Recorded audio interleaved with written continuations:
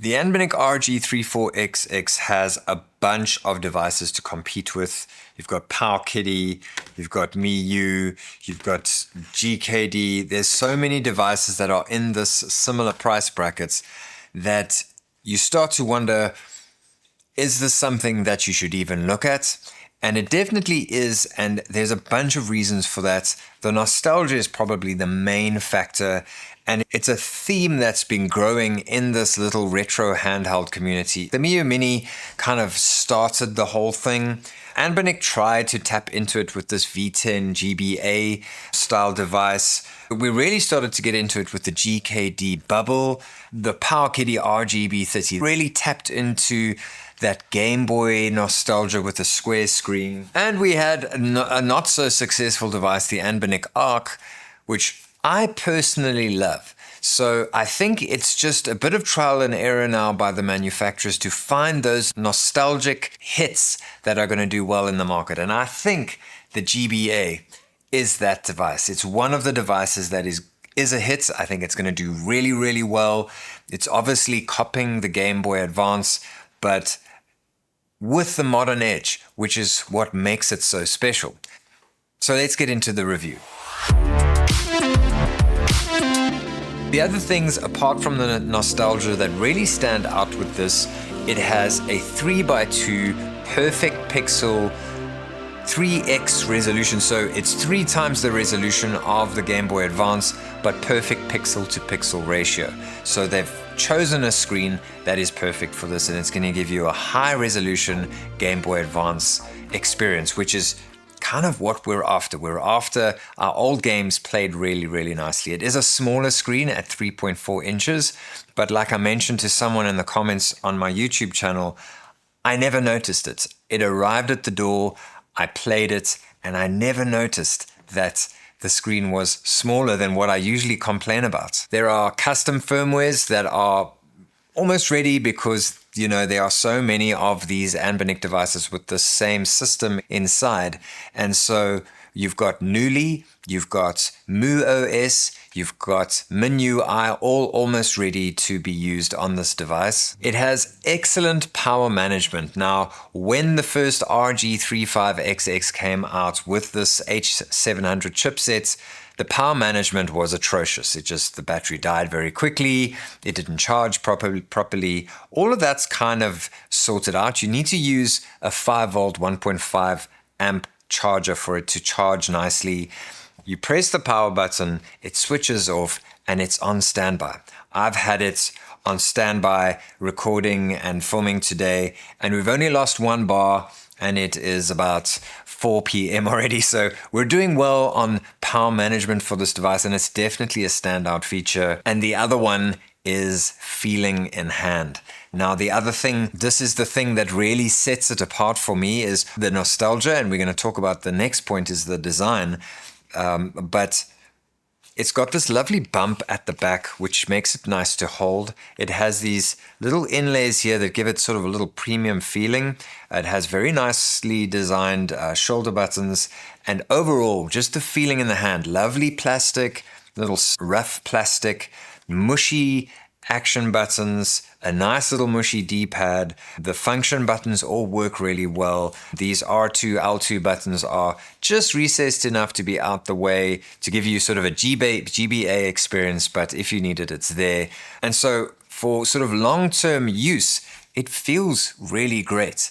And then we've got to talk about the aesthetics of this thing, because that is the massive thing. It's the thing that adds to the nostalgia. Obviously, it's copying the Game Boy Advance, which leans into a nostalgia for all of us. It has the battery door, which gives it a retro feel. It has a toggle volume button. So it's not a volume wheel. It feels like a volume wheel, but it toggles up and down. So you toggle it up, toggle it down, and it changes the volume. If you press the menu button and toggle it, it changes the brightness. So a lovely little nostalgic echo to the past with that little toggle. Also, they've hidden the X and Y buttons by making it the same color as the body. Nice little touch in my opinion, slightly smaller as well to try and balance out the design. As someone mentioned online, The design does seem slightly off balance. There's something about it. I couldn't put my finger on it. The renders, when I saw them online, didn't look right to me. In real life, it does look a lot better. It's lovely. I really like it. But there is something off about the design, and I can't quite put my finger on it. We've got the uniform little inlays here for the start and select that match the grill for the speaker. Obviously, this is all just copying the Game Boy Advance, but it just has a great feeling in hand. It has a great look to it, which all add to this X factor that sets it apart from all these devices. And in short, I gotta say, they nailed it. They nailed the GBA clone. The difference between this and just those cheap clones that you find on AliExpress is that this is a proper retro gaming device from Anbernic. It's built really well. It plays the games really well. And we'll talk about the user interface shortly, but everything runs smoothly. So you're really getting a quality product, and it's a GBA clone, which is just lovely. And I must say, I have seen some lovely designs on PCBWay's community page, their shared projects. This is a place you can go. PCBWay is sponsoring today's video, and they are right up the alley of us retro gaming enthusiasts or tend to end up being hobbyists as well. You can go onto that shared projects page and find anything from the Gacha SP all the way to, I've seen someone develop a Windows handheld, a custom Windows handheld that they built themselves, and you can follow along and try and build your own. If you are trying to repair a port for your SNES, there's probably someone who's developed a PCB for that. So all sorts of bits and pieces for us nerds are available there. PCBWay can do the PCBs, they can do like plastic shells, they can do CNC milling, all those sorts of little nitty-gritty things that you need for a custom project. So thank you PCBWay for sponsoring today's video. So let's walk through this user interface that they've developed. This is a far cry from the original RG35XX. That thing had bugs in RetroArch. It was ugly. It didn't work properly. I think they had a search function at that point. I don't even know if they had a favorites option. So a lot has improved. The apps on here, they've got an app center. They've got a really nice music player on here now. There's a lot to like. The video player. So if you're the kind of person who plays MP4s, there's a lovely video player here. The look and feel of it is a lot better. And if we just toggle the volume on, I really like this new sound. It used to be a water drop sound, and I absolutely hated it. That sound was just irritating, and so it really has improved. The only real gripe I still have with this operating system is that there's no artwork scraping. So what that means is if you develop your own ROM library, this thing can't handle adding the artwork for you. So you've got to go do it like the olden days on your PC, which I kind of think is unacceptable right now. I really feel like they need to develop that. Please, Anbernic, this operating system is almost perfect. We just need artwork scraping. On that note, if you are into your retro achievements, you need to do it in RetroArch. So you need to go into the settings menu of the device, open RetroArch. There's an option there for you to open up RetroArch. And then I've just written down, you go to settings, achievements, turn achievements on, then enter your username and password for retro achievements. You can get that at retroachievements.org. Ensure hardcore mode is off. Then just make sure you quit properly to save your changes. And that's kind of it. Another big win, in my opinion, with this device is that it has a front-facing speaker. This is a big deal. I am busy using the Aya Neo 2S as my PC gaming device, and I've lent my Steamdeck to someone. I miss the Steamdeck mainly for ergonomics, but the second thing is that it has speakers coming out the front.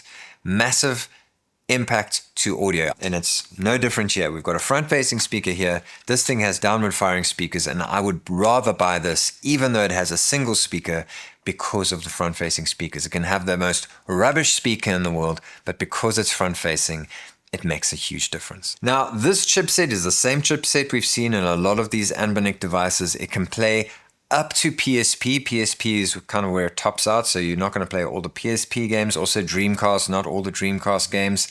It will play Nintendo DS, it will play Nintendo, it'll play Super Nintendo, all your old games, PlayStation 1, Mega Drive, arcade games, N64, there might be a few issues here and there with N64, and then obviously Game Boy Advance, Game Boy Color, all those games. Now to talk about the buttons, they did a wonderful job with the buttons. Now we'll start with the D-pad, because the D-pad is interesting because it is so small, and on paper, it is not a great D-pad. I saw it when it arrived and I kind of hated the concept. I played through Darkwing Duck over the weekend and it was fantastic.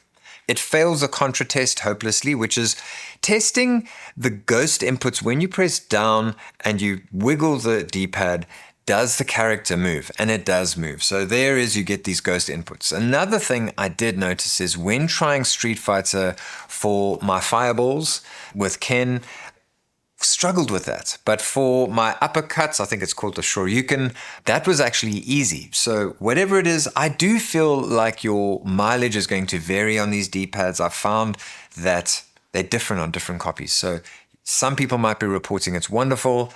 I'm reporting that it is not great overall in performance, but I wouldn't let that deter you, because overall I have been enjoying playing with it. There's just going to be a few issues here and there. Maybe if you play a different game on a different system. So instead of the Mega Drive Street Fighter, try the Famicom Street Fighter or whatever, and you should come right. As mentioned, lovely, mushy action buttons, which just is like heaven. Very nicely molded shoulder buttons. They are not chamfered properly here at the bottom, which really does deter from an almost perfectly designed and made device.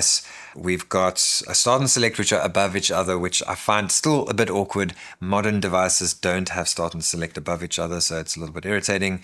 You've got your power button here, which I've never pressed by accident. You've got your menu button here, which I've never pressed by accident. L2 and R2 are nicely tucked away, so it gives you that GBA feel, nice nostalgia, but if you need L2 and R2 for whatever reason, they are there. So overall, just button layouts and button design very good. And I may have mentioned in the feeling in hand, this bulge and everything, long playtime. So like I said, I played Darkwing Duck over the weekend and it was a long playtime. You know, I played like a couple of hours at a time, and I think that game takes me about 2 hours to play. And I think I played it almost non-stop, and I didn't have any cramping. I didn't notice that I had a small screen. It just was fantastic. It was a lovely experience. Shake test, now the lanyard kind of deters from the effect here, but this thing doesn't really shake. Very little shake, something's loose there. I think it might be the action buttons. Yeah, I think it's the action buttons, but other than that, very well put together device. I tested the screen. It is a little bit bright for low lit situations. So they haven't got a setting for it to be super dim in low lit situations, but we're going to quickly go outside and test the brightness. It's overcast today, but we still should get a good effect there. So let's check that out. Cool. So here we've got Darkwing Duck, which is quite dark, and it is overcast today. Still fairly bright. It's 4 p.m. And, you know, I think in direct sunlight you might struggle, but this is perfectly bright. I know someone mentioned online that the reviewer said it's not bright enough, but I can confirm the screen is bright enough. Definitely. Okie dokes. And then the reason you all keep coming back to my channel is crotch time. Now, I don't know if you can see the definition of my pants in this video today, but this is actually, with the lanyard and the fact that it's got smooth edges and shoulders and all that kind of thing, is actually quite pocketable. Obviously very bulgy, but a very nice device just to chuck in your pockets. So yeah, I'd say it's pocketable. Very nice. So one more nerdy thing I want to cover is connectivity. Now, the first connectivity thing, use a standard 5 volt, 1.5 amp charger. Don't use fast chargers. I don't think it's very good with these small devices and these batteries. Just use a standard trickle charger and be safe. Now, HDMI. So I'm just going to use my little studio thing here. While I'm waiting for that to restart, I will say that I tested Anbinix controller and I tested 8BitDo's controller. We'll do a review, but look, they look very similar. We'll do a review of this soon. I tested the Bluetooth on here. I tested the 2.5 gigahertz on here. I tested the 2.5 gigahertz on here, and both work. Bluetooth works great. 2.4 gigahertz works great. The audio isn't coming out of here, so it is coming out of here. Anyway, so HDMI works, controllers work, all of the things work, so you are good with connectivity on this device. So summarizing my dislikes of this device, I am not a fan of the fact that they didn't chamfer these shoulder buttons. I'm not a fan of the fact that it doesn't have Bluetooth wireless headphone support. The stock OS has come a long way, but we still don't have artwork scraping, which really frustrates me. But that is it. Those are very small issues to be complaining about. And so let me know what you don't like about it. Maybe you watched another review and the reviewer said, this is terrible, this is terrible. Let's chat about it in the comments. So who is this device for? This device is for everyone. The only people that I think will be annoyed by this device are people who want a 4x3 screen. Everyone else is going to absolutely love it. And the thing that it has got with spades and the thing that it has done really, really well is capture nostalgia. Yes, did it.